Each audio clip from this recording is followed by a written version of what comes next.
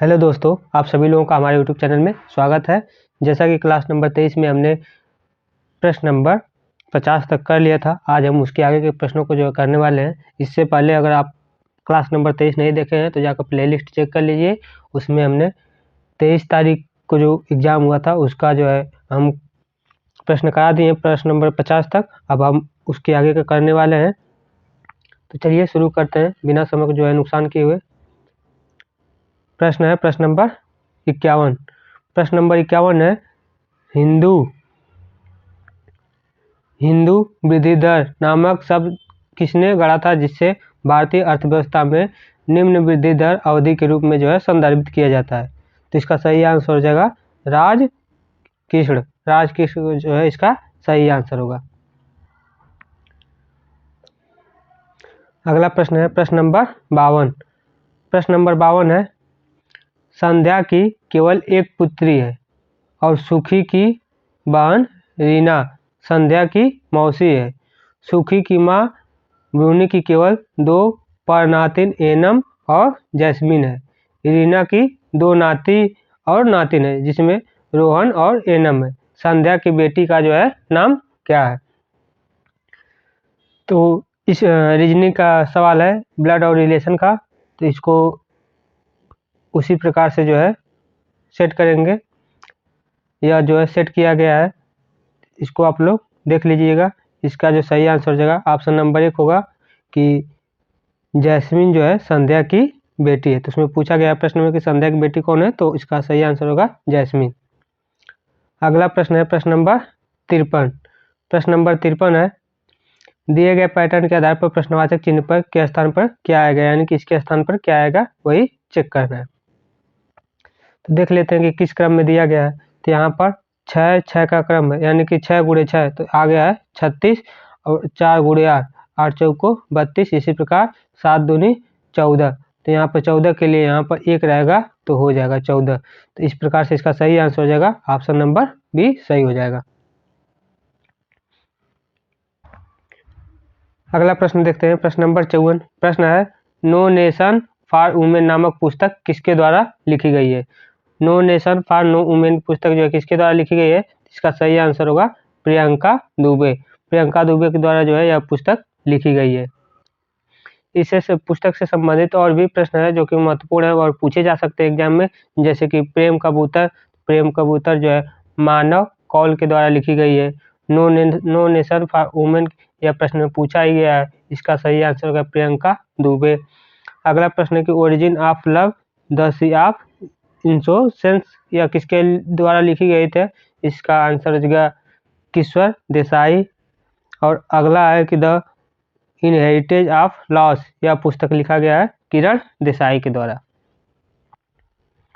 अगला प्रश्न है प्रश्न नंबर 55। प्रश्न है कि अक्टूबर 2020 तक प्राप्त जानकारी के अनुसार भारत के परमाणु ऊर्जा विभाग के अध्यक्ष कौन है? तो इसका सही आंसर हो जाएगा श्री KN व्यास।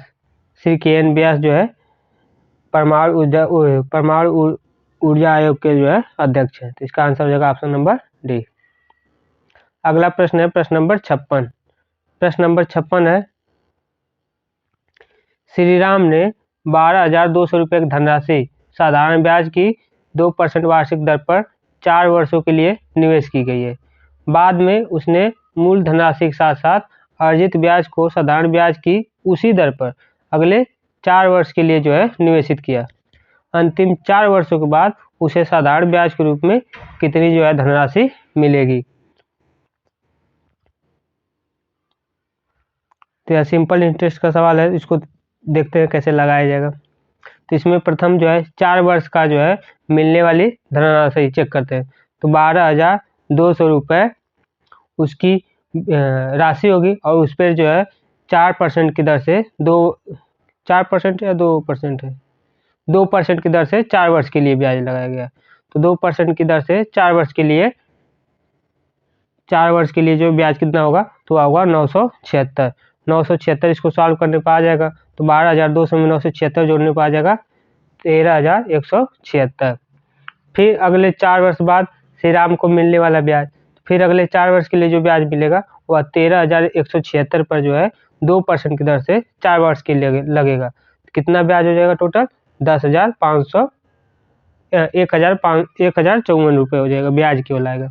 तो इसका सही आंसर हो जाएगा 1054.08, यानी कि इसका सही आंसर होगा ऑप्शन नंबर ए। अगला प्रश्न है प्रश्न नंबर 57। प्रश्न नंबर 57 है, इसको जो है समीकरण या जो वैल्यू दी गई इसको सॉल्व करना है। किसी भी संख्या के ऊपर अगर बार दिया होता है तो जितने दशमलव के बाद जितने पे बार होता है उतना 9 नीचे लिख दिया जाता है। तो प्रश्न में इस प्रकार से लिखा गया है, 0.56 के ऊपर बार है तो 56/99 होगा, 0.43 है तो 43/99 होगा, 0.89 है तो 89/99 हो गया। इस प्रकार से इसको सॉल्व करेंगे तो आंसर आ जाएगा 1 + 8। यहाँ पर देखिए, आप लोग यहाँ पर देख लीजिए, यहाँ पर जब इसको डिवाइड किए तो एक बार गया तो 1 + 89/99 आया है। तो 89/99 को हम क्या लिख सकते हैं? 0.89 बार। तो यहाँ से इसका आंसर हो जाएगा 1.89 बार। सही आंसर होगा ऑप्शन नंबर सी। अगला प्रश्न है पूर्वोत्तर भारत के किस राज्य को उसके वास्तविक निवासियों द्वारा नैमाल अले भी कहा जाता है? नैमाल अले भी कहा जाता है। तो इसका सही आंसर हो जाएगा सिक्किम। सिक्किम राज्य के निवासियों को जो है नैमाल अले भी कहा जाता है। तो इसका सही आंसर होगा ऑप्शन नंबर डी।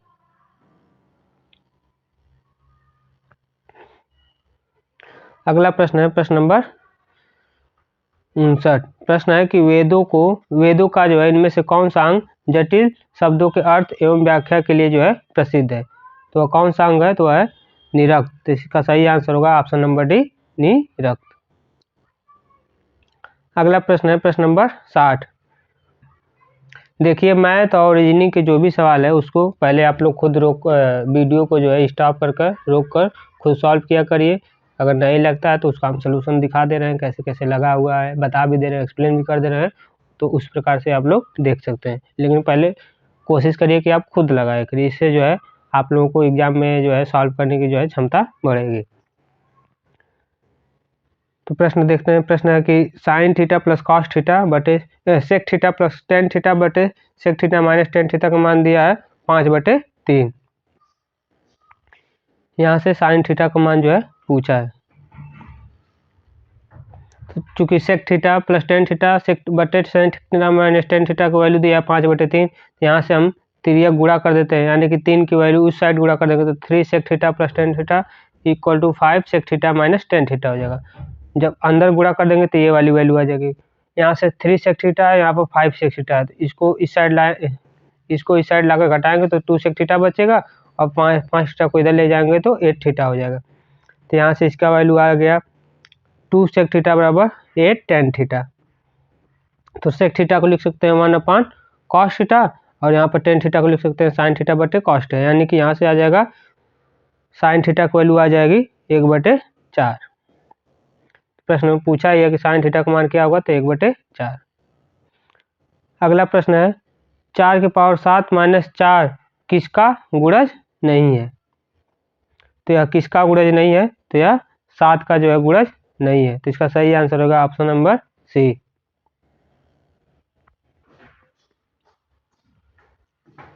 अगला प्रश्न है प्रश्न नंबर 62। प्रश्न नंबर 62 है, एक कमरे के फर्श की लंबाई 3 मीटर और चौड़ाई 1 मीटर 50 सेंटीमीटर। इस फर्श पर लगाए जा सकने वाले अधिकतम संभव आकार के जो है वर्गाकार पत्थरों की जो है संख्या ज्ञात करना है। तो देख लेते हैं। प्रश्न में दिया गया कि कमरे के जो है फर्श की लंबाई 3 मीटर है, यानी कि इसको मीटर को सेंटीमीटर में बदलेंगे तो 300 सेंटीमीटर हो जाएगा। चौड़ाई दिया है 1 मीटर 50 सेंटीमीटर। 1 मीटर को सेंटीमीटर में बदलेंगे तो 100 मीटर हो जाएगा प्लस 50 सेंटीमीटर, टोटल कितना हो जाएगा 150 सेंटीमीटर। तो 130 और 150 दोनों का जो है मौसम कितना हो जाएगा 150। कमरे में लगाए जा सकने वाले महत्तम आकार के वर्गाकार पत्थरों की जो संख्या होगी वह 150 का जो है स्क्वायर होगी, यानी उसका क्षेत्रफल। तो कितना हो जाएगा 150 × 150। तो चूंकि पूछा वर्गाकार पत्थर की संख्या कितना होगी, तो कमरे के जो है फर्श का क्षेत्रफल बटे एक पत्थर का क्षेत्रफल। कमरे के जो है फर्श का क्षेत्रफल कितना होगा, तो कमरे के फर्श का क्षेत्रफल होगा 300 गुणे 150 और नीचे वर्गाकार जो है पत्थर का क्षेत्रफल कितना है, तो 150 गुणे 150। तो इसका सही आंसर आ जाएगा 2। अगला प्रश्न है, इनमें से किस समिति का गठन बैंकिंग क्षेत्र में सुधार हेतु किया गया था। किस समिति का गठन जो है बैंकिंग क्षेत्र में सुधार के लिए किया गया था, तो वह नरसिम्हन समिति क्षेत्र का जो गठन जो है बैंकिंग सुधार के लिए किया गया था। अगला प्रश्न है प्रश्न नंबर 64। प्रश्न है 225 संबंधे 144 का वर्गमूलानुपात क्या है। तो 225 किसका वर्ग होगा, तो वह 15 का और 144 12 का। तो इसमें 12 नहीं है, इसमें 12 नहीं है, इसमें है लेकिन यह 5 का है, यानी कि इसका ऑप्शन नंबर डी सही होगा। इसका सही आंसर होगा ऑप्शन नंबर डी।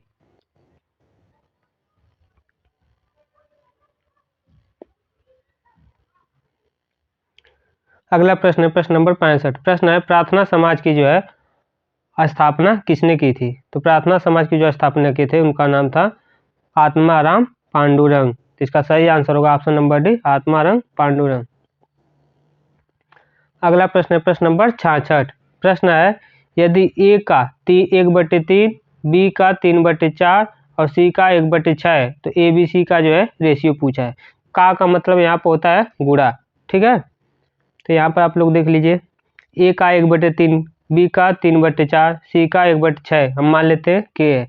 तो ए का 1/3 यानी कि एक ए गुणे 1/3 यानी कि a/3 और 3b/4 और k/c/6। आज किसकी वैल्यू क्या हो जाएगी, यहाँ से a बराबर कितना हो जाएगा 3 के, b बराबर 4/3 के, c बराबर 6 के। तो यहाँ से तीनों का रेशियो हम चेक कर लेते हैं। तो रेशियो तीनों को करेंगे तो कितना आ जाएगा 9 के, 4 के और 18 के। तो इसका रेशियो सही रेशियो हो जाएगा 9 संबंधे 4 संबंधे 18।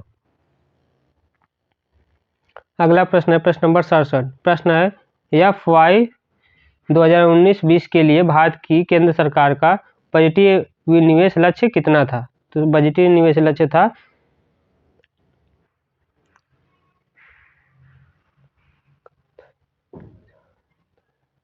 1,50,000, 1,05,000 बजटीय निवेश था।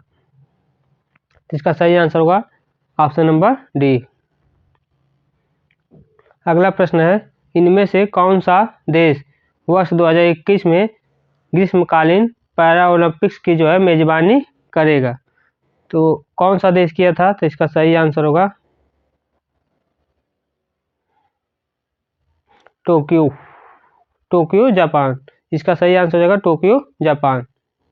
अगला प्रश्न है प्रश्न नंबर 69। प्रश्न है 7 अलग अलग प्रेक्षणों के समुच्चय की माध्यिका दिया है। माध्यिका दिया है 12.5। यदि समूह के 3 सबसे बड़े प्रेक्षणों में से प्रत्येक में 4 की वृद्धि की जाए तो नए समुच्चय की जो है माध्यिका पूछा है। तो इसमें नए समुच्चय की माध्यिका कितनी होगी, तो देख लेते हैं। 7 अलग अलग प्रेक्षण में जो है आरोही क्रम में लगाने पर जो है n की वैल्यू यहाँ पर हो जाएगा 7, यानी कि विषम संख्या है। तो इसका कौन सा पद पर होगा, इसका होता है n+1/2 पद, यानी कि 7 + 1/2 चौथा पद जो है इसका होगा।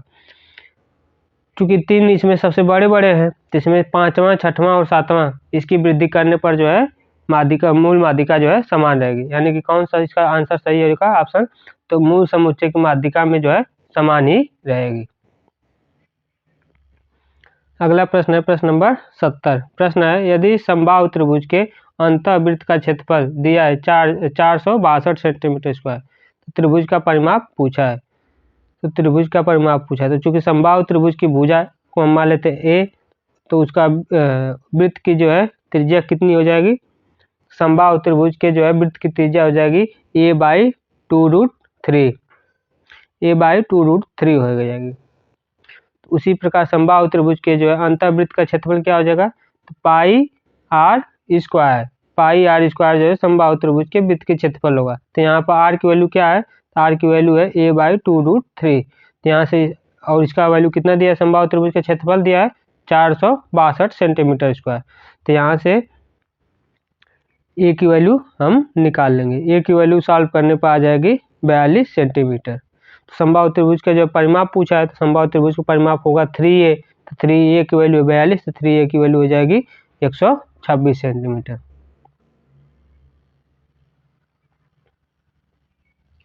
अगला प्रश्न है प्रश्न नंबर 71। प्रश्न है यदि ए का 15% बी के 18% के बराबर है तो बी का कितने परसेंट ए के 20% के जो है बराबर होगा। चूंकि ए का 15% बी के 18% के जो है बराबर है, तो यानी ए का ए गुणे 15/100 बराबर बी गुणे 18/100 हो जाएगा। यानी ए और बी का रेशियो कितना आ जाएगा, 6 संबंधे 6/5। फिर प्रश्न में कहा है कि तो यहाँ से ए और बी का वैल्यू आ जाएगा, ए की वैल्यू 6 और बी की वैल्यू 5। प्रश्न में कहा है कि बी का x% ए के 20% के बराबर है, तो बी का x% निकालेंगे और ए का 20%। तो यहाँ से ए और बी की वैल्यू, तो बी की वैल्यू ऊपर से 5 है तो बी की जगह 5 रख देंगे, ए की वैल्यू 6 है तो ए की वैल्यू 6 रख देंगे। यहाँ से x की वैल्यू आ जाएगी 24%, तो बी का 24% ए के जो है 20% के बराबर है। तो प्रश्न में पूछा था कि बी का कितने परसेंट ए के 20% के बराबर है, तो वह सही आंसर होगा 24%। अगला प्रश्न है प्रश्न नंबर 72। प्रश्न है धूमर नृत्य शैली किस भारतीय राज्य केंद्र शासित प्रदेश से संबंधित है। धूमर नृत्य शैली कौन से राज्य से संबंधित है, तो वह जम्मू कश्मीर से संबंधित है। इसका सही आंसर हो जाएगा option number B, Jammu Kashmir. अगला प्रश्न है प्रश्न नंबर 73। प्रश्न है भारत में जो है स्थित स्वर्णिम चतुर्भुज की कुल लंबाई कितनी है। तो भारत में स्थित जो है स्वर्णिम चतुर्भुज की जो है कुल लंबाई है 5846 किलोमीटर। तो इसका सही आंसर हो जाएगा 5846 किलोमीटर। और यह कितने राज्यों से होकर गुजरती है, तो वह 13 राज्यों से जो होकर गुजरती है। अगला प्रश्न है निम्नलिखित में से लाइन का एक लाभ क्या है। तो लाइन का जो है एक लाभ होता है पेरीफेरल्स को जो है साझा करना। तो इसका सही आंसर होगा option number B, sharing peripherals. अगला प्रश्न देखते हैं प्रश्न नंबर 75। प्रश्न है मानव शरीर का सामान्य तापमान कितना होता है। तो मानव शरीर का सामान्य तापमान होता है 98.6 डिग्री फ़ारेनहाइट, 98.6 डिग्री फ़ारेनहाइट या फिर 37 डिग्री सेल्सियस। अगर सेल्सियस में देता है तो वह होगा 37 डिग्री सेल्सियस, फ़ारेनहाइट में दिया है तो वह होगा 98.6 डिग्री फ़ारेनहाइट। अगला प्रश्न है प्रश्न नंबर 76। प्रश्न है अक्टूबर 2020 तक प्राप्त जानकारी के अनुसार WHO के जो है सदस्य देशों की कुल संख्या कितनी है। तो करंट का सवाल है, तो कितनी थी 2020 के अनुसार, तो इसका सही आंसर 194। WHO के सदस्य की संख्या थी 194। अगला प्रश्न है प्रश्न नंबर 77। प्रश्न है कि भारतीय संविधान में शामिल विधि शासन की संकल्पना किस विदेशी संविधान से लिया गया है। किस विदेशी संविधान से लिया गया है, तो इसका सही आंसर हो जाएगा यूके, यूनाइटेड किंगडम। अगला प्रश्न है प्रश्न नंबर 78। प्रश्न है दिसंबर 2018 में आयोजित संयुक्त राष्ट्र कटोविस सम्मेलन यानी कि यूनाइटेड नेशन ऑटोविक कॉन्फ्रेंस में मुख्य एजेंडा क्या था। तो इसमें मुख्य एजेंडा क्या था 2018 में, तो जलवायु परिवर्तन जो है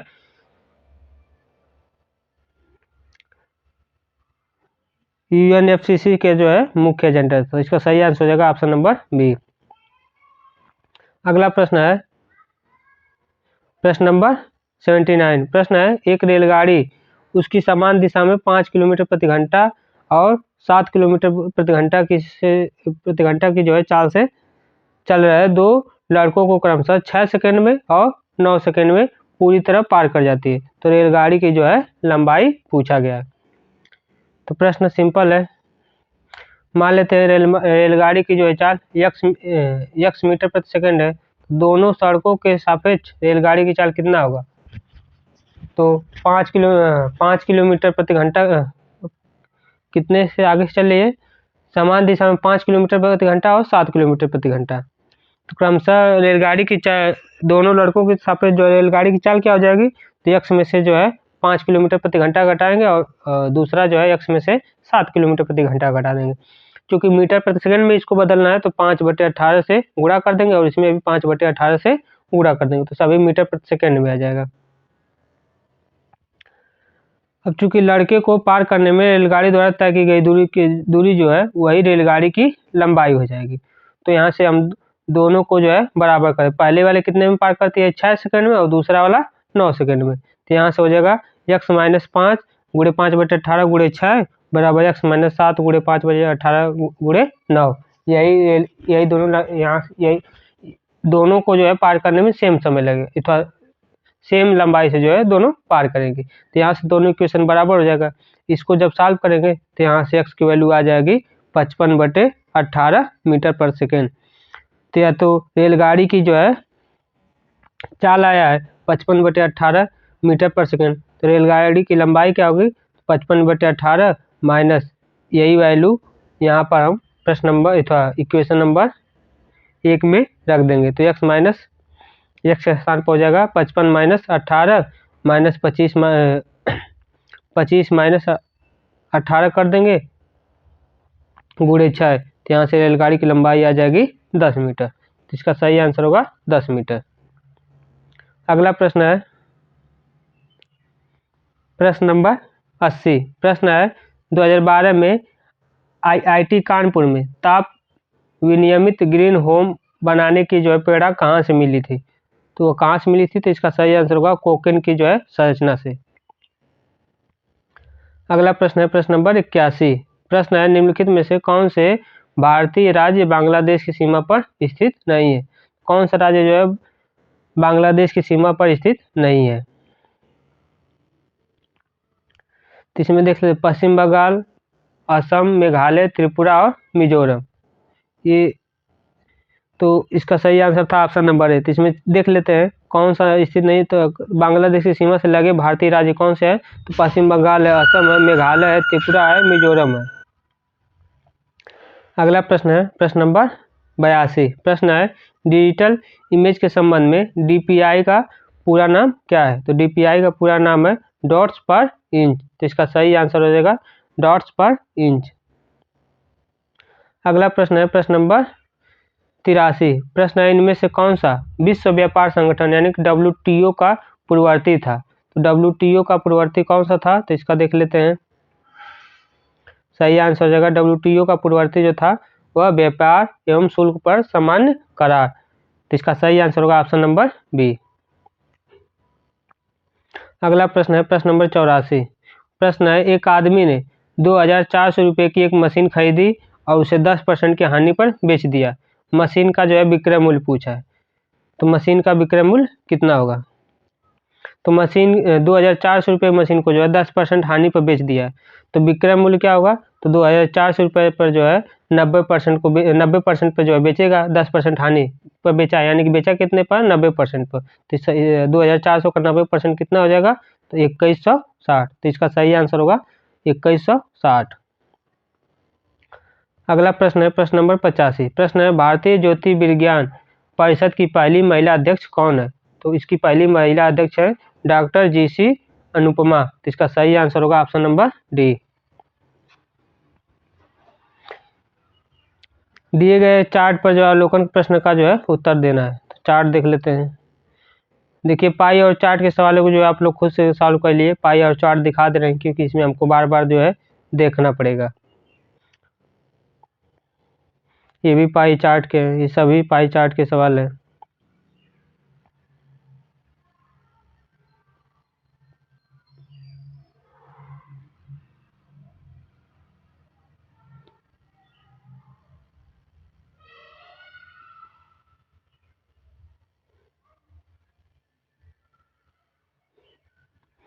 प्रश्न नंबर 90। प्रश्न नंबर 90 है प्रश्नवाचक चिन्ह के स्थान पर जो है क्या आएगा? यहाँ पर देखेंगे क्या आएगा। तो क्रम है 3 से 5, 5 से 9, 9 से 15, 15 से 23, 23 से 33, 33 से 45, 45 से 59।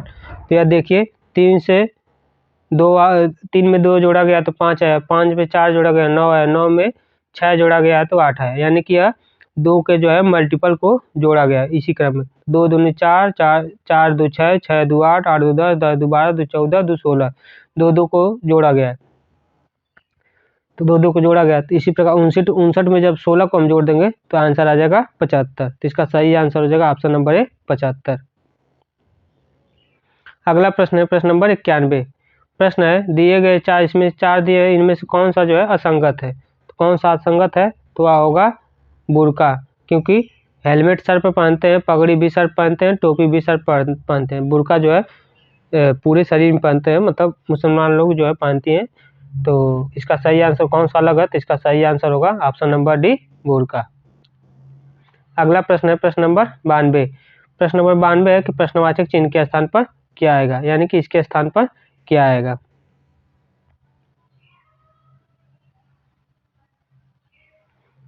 तो देख लेते हैं इसका सलूशन।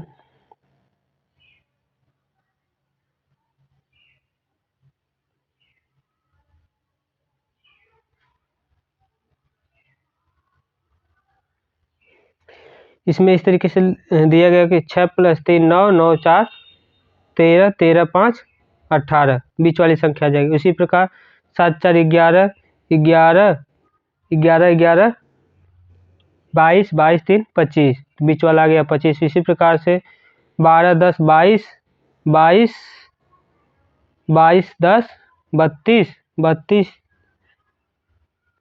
32 3 35, 35 5 40। तो इसका सही आंसर हो जाएगा 40। तो इसका सही आंसर हो जाएगा ऑप्शन नंबर डी 40। अगला प्रश्न है प्रश्न नंबर 93। प्रश्न नंबर 93 है कि इसमें एक असंगत को जो है चयन करना है। तो इसमें से असंगत कौन होगा? सही आंसर होगा मोती, क्योंकि ईंट पान और हुकुम ये सभी के सभी ताश के जो है पत्ते हैं। ये सभी ईंट पान हुकुम ये सभी के सभी ताश के पत्ते हैं, जबकि ज्योति जो है मोती जो है एक आभूषण है। तो इसमें से कौन सा असंगत है? तो वह इसका आंसर हो जाएगा मोती। सही आंसर होगा ऑप्शन नंबर बी। प्रश्न नंबर 94। प्रश्न नंबर 94 है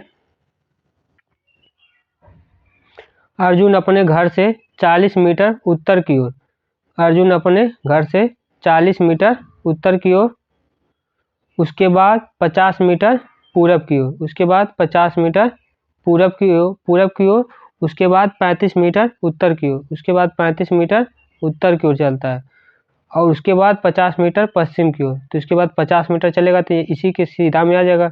50 मीटर पश्चिम की ओर चला, इस बिंदु पर एक फल की दुकान से कुछ फल खरीदने के लिए रुका, फिर वह 40 मीटर उत्तर की ओर चला, फिर वह 40 मीटर उत्तर की ओर चला है,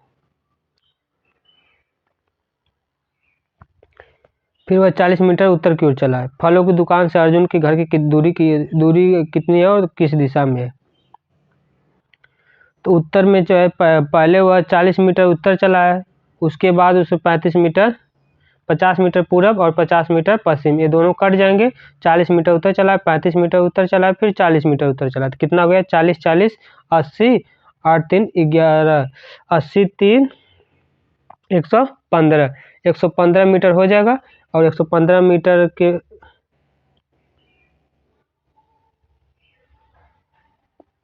यहाँ चेक करना पड़ेगा।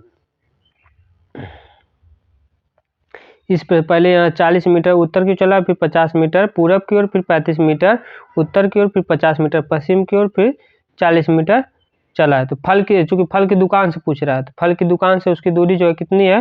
तो वह हो जाएगा 35 और प्लस 40। 35 और 40 फल की दुकान से घर की दूरी कितनी है यहाँ से पूछा है, तो कितनी है? तो वह 75 मीटर दक्षिण दिशा में। तो इसका सही आंसर होगा 75 मीटर दक्षिण दिशा में। अगला प्रश्न है प्रश्न नंबर 95। प्रश्न नंबर 95 है प्रश्नवाचक चिन्ह के स्थान पर क्या आएगा, यानी कि इसके स्थान पर क्या आएगा।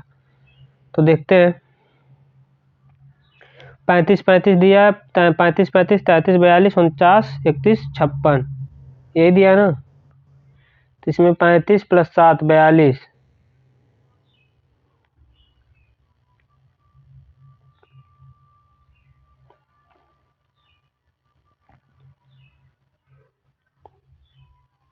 देखिए इस क्रम में दिया है। 35 में 7 जोड़ा गया तो 42, 42 में 7 जोड़ा गया तो 49, 49 में 7 जोड़ा गया तो 56 आ गया। ठीक इसी प्रकार से 35 में से 2 घटाए हैं तो 33 में से 2 घटाए हैं तो 31 में से 2 जब घटाएंगे तो कितना आ जाएगा, तो इसका आंसर आ जाएगा 29। तो सही आंसर होगा ऑप्शन नंबर बी 29। अगला प्रश्न है प्रश्न नंबर 96। प्रश्न नंबर 96 है प्रश्नवाचक चिन्ह के स्थान पर क्या आएगा। चेक कर लेते हैं प्रश्नवाचक चिन्ह के स्थान पर क्या आएगा। तो देखिए पहले इसमें ये 3 खाली बॉक्स दिया गया है, तो 3 खाली बॉक्स को लिखे हैं 3। उसके बाद एक कलरफुल बॉक्स है, तो उस कलरफुल बॉक्स, उसके बाद 3 जो है त्रिभुज है तो 3, उसके बाद 2 सर्कल है तो 2 हो जाएगा, वृत्त हो जाएगा। इसी प्रकार से इस वाले में देखेंगे तो पहले हम देखते हैं खाली बॉक्स। खाली बॉक्स कितना है तो 1, तो यहाँ पर हो जाएगा 1। फिर कलरफुल बॉक्स तो होगा 3, तो उसका हो जाएगा 3। उसके बाद 2 ठो ट्रायंगल है तो ट्रायंगल 2, उसके बाद 3 सर्कल तो 3 सर्कल है। इसी प्रकार से इसको देखते हैं तो पहले खाली बॉक्स से देखते हैं। खाली बॉक्स कितना होगा तो 2, उसके बाद कलरफुल बॉक्स भी होगा 2, उसके बाद ट्रायंगल, तो ट्रायंगल कितना होगा 3, उसके बाद सर्कल 2। तो 2 2 3 2 किस में है तो 2 2 3 2 हुआ है ऑप्शन नंबर बी में। तो इसका सही आंसर होगा ऑप्शन नंबर बी। तो इसका सही आंसर होगा ऑप्शन नंबर बी। अगला प्रश्न देखते हैं प्रश्न नंबर 97। प्रश्न नंबर 97 है प्रश्नवाचक चिन्ह के स्थान पर क्या आएगा। इसके स्थान पर क्या आएगा। तो प्रश्न में देखिए 3 + 7 हो जाएगा 10, 10 का दोगुना करेंगे तो आ जाएगा 20। उसी प्रकार से 5 + 7 12, 12 का दोगुना करेंगे तो आ जाएगा 24। इस प्रकार 16 + 4 20, 20 का दोगुना करेंगे तो कितना आएगा 40। तो इसका सही आंसर हो जाएगा ऑप्शन नंबर डी 40। अगला प्रश्न है प्रश्न नंबर 98। प्रश्न नंबर 98 है रितेश के बहनोई जगदीश सुरेश के ससुर भी है। सुरेश की पत्नी जितेश से कैसे संबंध रखती है। तो कैसे संबंध होगा, उसका संबंध होगा भांजी से। इसका सही आंसर होगा ऑप्शन नंबर सी भांजी। अगला प्रश्न है प्रश्न नंबर 99। प्रश्न है कि कथन निष्कर्ष जो है नहीं किया जा सकता। इसमें देखिए ध्यान दीजिए नहीं किया जा सकता वाला पूछा है, तो इसमें चेक कर लेते हैं। कथन है कि प्रत्येक फल कीड़ा है, कुछ फल जूते हैं, कुछ जूते कीड़े हैं, वे सभी जूते जो कीड़े हैं और फल नहीं है। तो इसमें इस प्रकार से बनाए जाएंगे कि कीड़ा वाला बड़ा दिया, उसके बाद फल दिया है, उसके बाद जूते और कीड़े वाला ये कलरफुल वाला हो जाएगा, ये पूरा जूता वाला हो जाएगा। तो इसमें से ऑप्शन डी वाला जो है निष्कर्ष नहीं करता है। डी वाला क्या है कि प्रत्येक फल जो कि जूता है कीड़ा नहीं है। तो प्रत्येक फल जो कि जूता है, तो जूता है तो लेकिन कीड़ा नहीं है, सभी कीड़े हैं तो ये वाला निष्कर्ष नहीं करता है। तो ऑप्शन डी इसका सही हो जाएगा। आज का जो है लास्ट प्रश्न है, प्रश्न है कि किसी कुछ भाषा में लायन को OLRQ और बियर को EHDU लिखा जाता है, तो उसी भाषा में कैमल को जो है क्या लिखा जाएगा। तो प्रश्न में देख लीजिए,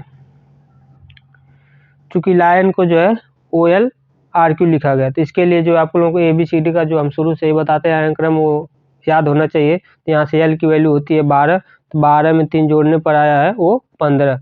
उसी प्रकार में B की वैल्यू होती है 3, 3 में जो है 3 जोड़ने के बाद आया है E। इसी प्रकार C की वैल्यू होती है 3, 3 में 3 जोड़ने के बाद आएगा 6, 6 पर होता है F। तो इसका सही आंसर हो जाएगा F, और देखो किसी में नहीं है तो इसका सही आंसर होगा option number B. I hope आप सभी लोगों को जो है हमारा क्लास पसंद आया होगा। पसंद आया तो लाइक करें, सब्सक्राइब करें, और जो लोग भी NTPC की तैयारी या फिर रेलवे की तैयारी कर रहे हैं उनको शेयर कर दें, क्योंकि यूथ पब्लिकेशन की बुक को जो प्रीवियस ईयर प्रश्नों में जो भी पूछे गए उसको हम सॉल्व करवा रहे हैं। और ये सभी के सभी प्रश्न जो है इम्पॉर्टेंट होते हैं, क्योंकि रेलवे के एग्ज़ाम में हमेशा पैटर्न वही रहता है और प्रीवियस ईयर प्रश्नों को ही बार बार रिपीट किया जाता है। तो अब जो भी क्लास आगे क्लास जो है वह 3-1-3 में जो पूछा गया था उसको हम करने वाले हैं। तो आगे क्लास जो है कल होगी। जय हिंद, जय भारत।